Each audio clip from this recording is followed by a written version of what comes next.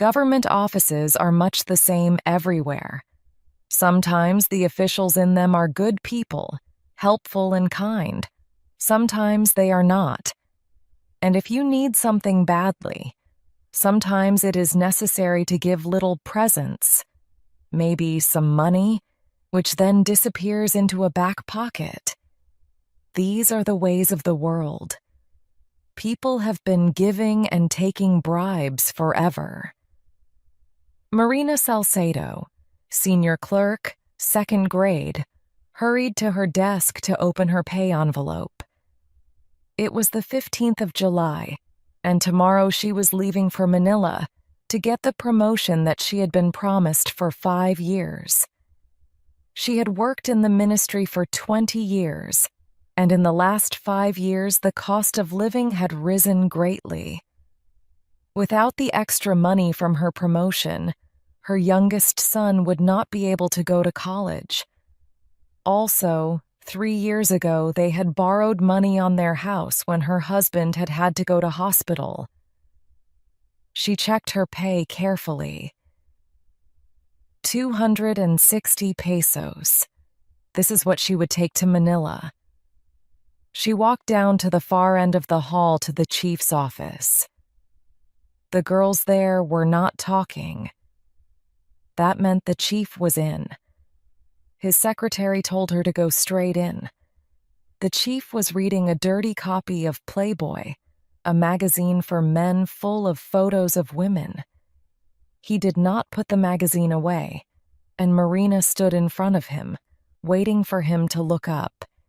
He was about 50 and going bald. "So, you are leaving tomorrow, Marina?" he said. "Yes, sir."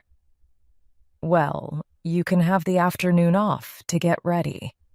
You will only have 3 working days in Manila. Do you think that will be enough?" "I would like to have 3 more days, sir, if possible." "No problem, Marina," the chief said. "Oh, and when you are there, will you please buy me the latest gabardine material for a pair of pants? I will pay when you get back." "Yes, sir. Thank you." Gabardine material. It must cost at least 60 pesos.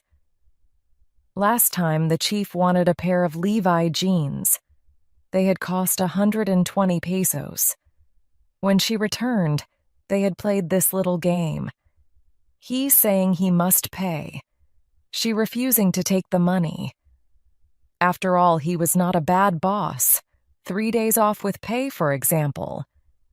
And he did not try to touch her in the way he did with the other women clerks. The bus left at 6 in the morning, driving along the valley through the newly planted rice fields, the water shining in the early morning sun. The roads were good, with strong new bridges, making the journey to Manila only 10 hours. It used to take a full day. This was progress, the kind that people could see and enjoy.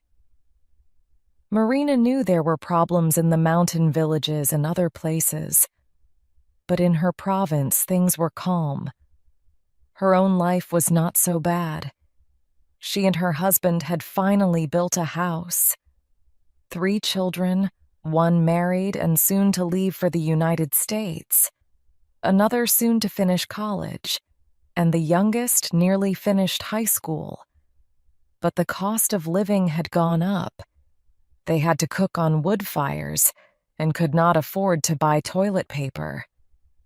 5 years ago, she had asked for promotion.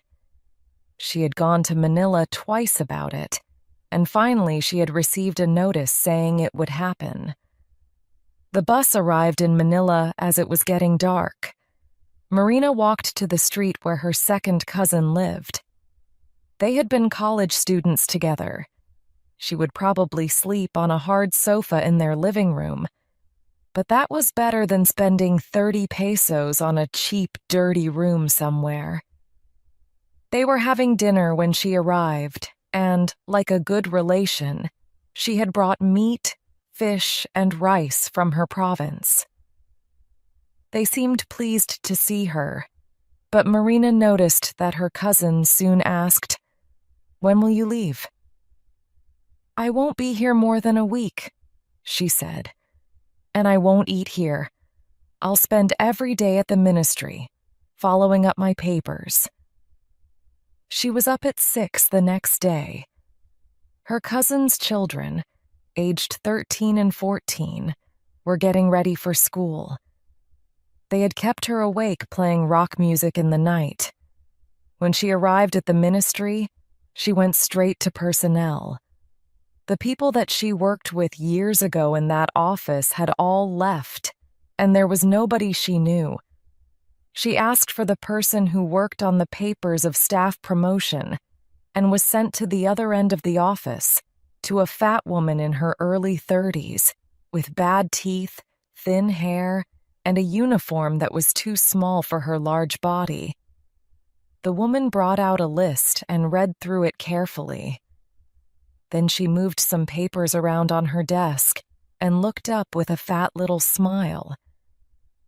"I am sorry, Mrs. Salcedo, but your name is not here. Maybe the forms got lost." "But it cannot be," Marina said. Her voice got louder. "I have the official letter from you."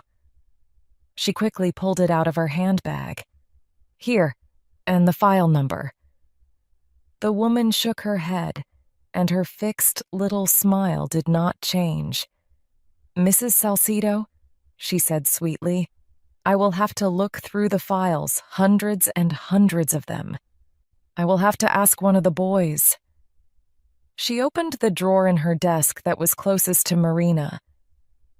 "Why don't you drop a 20-peso bill in here for him?" For a moment, Marina Salcedo could not believe this was happening to her. She worked in the same ministry as these people. Then she remembered that Anita Botong in her office in the province did the same thing.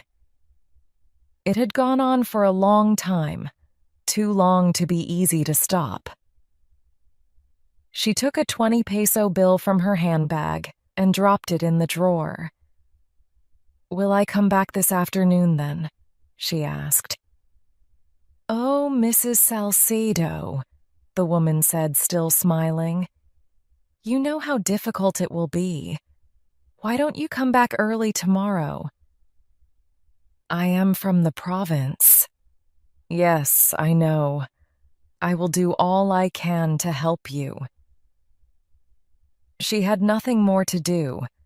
She left the ministry and took a jeepney to the market in 𝐒𝐴𝐵. What was the best kind of gabardine, she asked, and what did it cost? In the end, she bought the material in one of the big department stores for 34 pesos. Then she looked round the rest of the market and found that food prices were higher than at home. So prices in the province were not so bad then. She spent 5 pesos on a bowl of noodles with chicken for lunch, then walked around the city. She had not been to Manila for some time, and it had changed a lot. In Makati, a very rich area, there were tall, glass-sided buildings, and the streets were clean. It was like America. She thought of her son, who would soon be in America. One day in the future, she and her husband hoped to join him there. But the future was here, in Makati. And if this was the future, was it necessary to leave the country? The next morning, back at the ministry, the fat woman had found her papers, but there was a new form to complete. Marina would have to fetch Form D22A from another office in the building, fill it in, and then take it to personnel, who would sign it and send it back to the first office. This office was on the 5th floor, and the lift was not working. The man in the Form D22A office was very sorry. "Oh, please come back tomorrow afternoon. We have no forms here at the moment. We have to get some more." Marina recognized the old game at once and was annoyed. The top drawer in the man's desk was open, and Marina dropped a 5-peso bill into it. She must remember to carry 2-peso bills, she thought. "Please, I am really in a hurry," she said. "Do try and find one. There must be one lying around." The man closed his desk drawer with a smile, then went to an old filing cabinet behind his desk. It didn't take him a minute to find the form. The form had a lot of questions about dates of this and that, school and college, travel abroad. That made Marina laugh. How many government clerks have ever traveled abroad? She hadn't even traveled around her own country. Looking back over her past, she began to think about what she wanted from life. She had never wanted to climb to the top of the tree, to become a minister. Both she and her husband were happy enough with things as they were. After all these years, they had their own home, a piece of land, and they could sleep deeply at night, not worried by the kind of bad dreams that important ministers must have. She took her completed form to the chief in the office, who was said to be an honest man. Now was the moment when she would find out if that was true. She waited and waited, and was at last called over to the glass-topped desk where Chief Bermudez was sitting. "Well, what is your problem?" "My promotion, sir," Marina said. "I've been waiting a long time for it." She put her papers on the desk in front of him. Chief Bermudez read them all carefully. "Well, Mrs. Salcido, everything here seems all right. You know what to do next. After I sign the forms, you go to finance to find out if there are funds to pay you. If there are, the minister will sign the papers, and you will have your 100 pesos a month. And I think your pay rise should start at the beginning of this year, to give you those extra months. I will make sure that happens." He began to sign the papers. "I know you have worked for the ministry for a long time. Things happen too slowly sometimes. I should not tell you this really. But we must be patient. We must push and push and push. But only gently." He smiled. "Good luck with finance." They were now alone in the room. "Is that all, sir?" said Marina. "Why, is there something that I have forgotten?" In her surprise, Mrs. Salcido forgot to thank him. At the door, she decided that Chief Bermudez was a good man. Perhaps she should buy him some gabardine material, too. After all, he had added several extra months to her pay rise. After a quick lunch, just some bananas and a drink, she went to finance. The girls in the office were sitting talking or reading newspapers, or doing nothing. The finance chief, she was told, was out and would not be in until tomorrow. Marina left and decided to go and see a movie. The next morning, she was back in finance before 8 o'clock. She noticed that the office had several pretty girls, and they seemed to do nothing. At 8:30, the finance chief arrived, Julio Lobo, one of the top men in the ministry. He was wearing a brown gabardine suit. She recognized the material at once. She went into his office.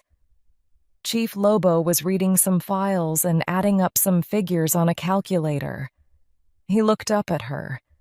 There were heavy bags under his eyes, and his thick lips smiled. "Yes?" Mrs. Salcido explained her story, telling him she was from the province. "You can leave your papers here," he said, still smiling. "I am in a hurry. I have a meeting in another town today and will not be back until 5. You can come and see me then." Marina now had to wait all day, and this endless battle to get her promotion was giving her a headache. But it could be worse in other ministries. She knew a teacher who had to pay 1,000 pesos just to move to another town. It was raining outside, so she decided to stay in the building and visit the education office where she had friends. At 3 o'clock, she went back to wait outside Chief Lobo's office and tried to read a novel, but it did not hold her interest. The pretty girls in the office were all talking about the disco they were going to that evening. At 5, Chief Lobo arrived, and some of the girls went in and out with papers. When they had left, Marina went in. "Ah, Mrs. Salcedo. Yes, your papers are still here. I will work on them tomorrow, Saturday. Did you know I work even on Saturday?" "No, sir." "Well, I do." He smiled, showing teeth yellow from cigarette smoke. He looked at his desk diary, then at her papers again. 100 pesos a month. Why, that's 1,200 pesos a year. Surely you can afford to buy me a 40-peso dinner." "Yes, of course, sir," she said. "Well then, my favorite Japanese restaurant is in Ermita. It's easy to find. I'll be there on Sunday evening at 7. I will have your papers, all finished. I see no problem, really." "Thank you, sir," Mrs. Salcedo said. 40 pesos. If she did not eat, she could afford the meal. She would still just have enough to buy her bus ticket. During Saturday and Sunday morning, Marina did not leave her cousin's apartment. Going out meant spending money. So she made rice cakes, cleaned her cousin's kitchen, and washed the floor and the walls in the living room. When the family came home Saturday evening, the place was shining clean, and her cousin was very pleased. On Sunday afternoon, she went out to find the Japanese restaurant. It was mostly foreigners eating there, and it looked very expensive. She would have to give the waiters something, too. She must be honest with Chief Lobo, tell him that she did not have the money, that she would give him a present later when she had got her pay rise. From there, she went to the Manila Hotel, where in 1955 she had danced with her boyfriend, later her husband, when they finished their university studies. It was pleasant to remember those days, but the hotel had changed. It was all new inside, with thick carpets and fine wooden furniture. She saw the coffee shop, but she could not afford even 1 cup of coffee.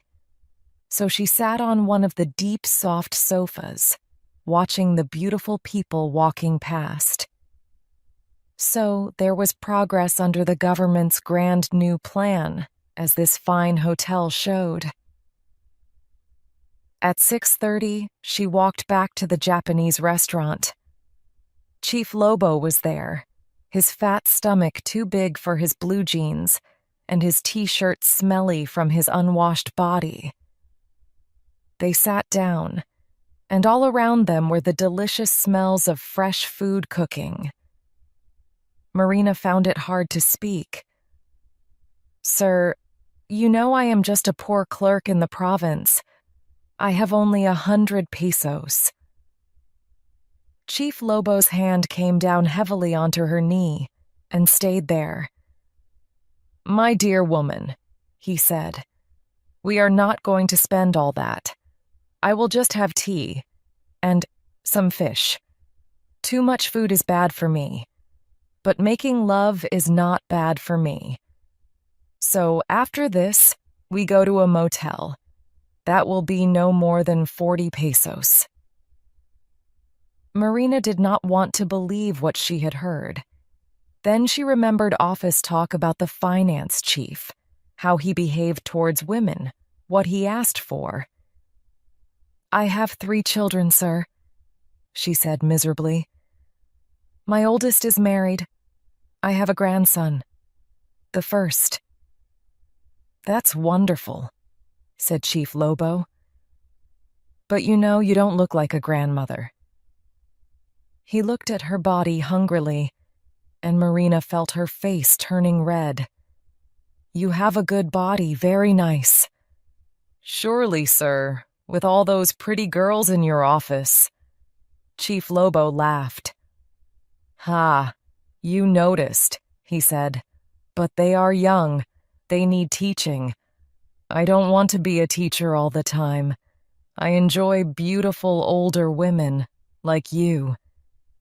His hand moved higher up her leg. I am 45, said Marina. But you don't look 35, he said. She followed him to his car outside in the street. Her mouth was dry with fear. She must be good to him. The future was in his hands. She tried again and again to talk him out of it, but he did not listen. Alone with him in the motel room at last, she begged him one more time. Sir, please, I will give you half the money I get from my promotion. I promise. Chief Lobo looked at her in surprise. Stupid girl, he said angrily. It's not money I need. He began to take off his shoes. When she did not move, he shouted at her. Take off your clothes! My poor husband, my poor children, Marina cried softly as he began to touch her. She was back at the apartment at 9. She took a long shower, hating Chief Lobo, hating herself, hating the world. How would it be tomorrow when she saw him again? He had not even brought her papers as he had promised. She did not sleep much that night. When morning came, she knew she must go on, finish the job. After that terrible evening, there was no battle that she could not fight. Nothing could stop her now. Chief Lobo's thick lips smiled at her when she came in. We will go up to the minister's office now, he said, standing up and picking up her papers. The minister's office was very big, with a carpet, paintings on the walls, and tall green plants in the corners. Minister Guzman was also wearing a brown gabardine suit, but Marina, looking at it closely, realized it was a finer, more expensive material. She had heard that the minister had a drinking problem. He certainly seemed strange this morning, either sleepy or drunk. Chief Lobo put Marina's papers on the desk, and the minister looked through them. Ah, Mrs. 𝐭𝐨𝐫𝐞, your promotion. I am very happy to sign these. To Chief Lobo, are there funds for this? Yes, sir, Lobo said. After the minister had signed the papers, he turned to her again. Mrs. 𝐭𝐨𝐫𝐞, how is it in your province? What are your problems? It's good to see someone from your province here. You know, your province is very important in our new society plan. Mrs. 𝐭𝐿𝐶 looked at him. Was the minister serious? How could he be so drunk so early in the morning? She shook her head. We have no problems, sir. Come now, the minister said. Be honest. We need the truth, the facts. Only that way can we make progress. Marina shook her head again. Everything is fine in our province, sir, she said. All right then, the minister said. But you must work hard, all of you. You must remember we are building a new society, progress for the people, a country to be proud of. He seemed to be talking to everyone in the office. Yes, sir, Marina said. We must all work together. Progress. Promotions are wonderful, but we must work for them. Progress. After Marina had bought her bus ticket, she had 2 pesos left. She had made 3 meat sandwiches at her cousin's, and that would have to be enough until she got home. When the bus arrived in her town, it was past 6 and already dark. To save money, she decided to walk home from the bus station. She only had a handbag, a small bag of clothes, the gabardine material, and 2 apples. Away from the town center, the road was unlit and rough. She and her family lived on the edge of the town, where they could grow vegetables and keep chickens. She had just turned a corner when a man jumped out of the shadows and grabbed her handbag. She held onto it as hard as she could, but the man pushed her, and she fell, hurting her face on the ground. He took the bag, and as he ran, she shouted after him, "There's no money in there, just my papers, my papers." But he was gone too fast and did not hear her. She stood up slowly, feeling weak and strange. She still had a long way to walk, and her legs did not want to move. It started to rain, but her umbrella was in the handbag that was stolen. She did not mind the rain. It was losing her papers that felt like a heavy stone lying on her heart. Without the papers, there would be no pay rise. She knew only too well that nothing could make Manila send copies of her papers. She would have to return to the capital, and the thought of that filled her heart with fear and misery. At last, she reached her house, with the trees all around it. When she pushed the door open, her family were eating supper, and they ran from the table to greet her. They saw the dirt on her clothes, her pale face, her wet, untidy hair. To their questions, she gave no answers, and Marina Salcedo fell to her knees, the anger and misery coming from her in violent sobbing. No words of kindness, of love, no friendly touch could stop the river of her tears.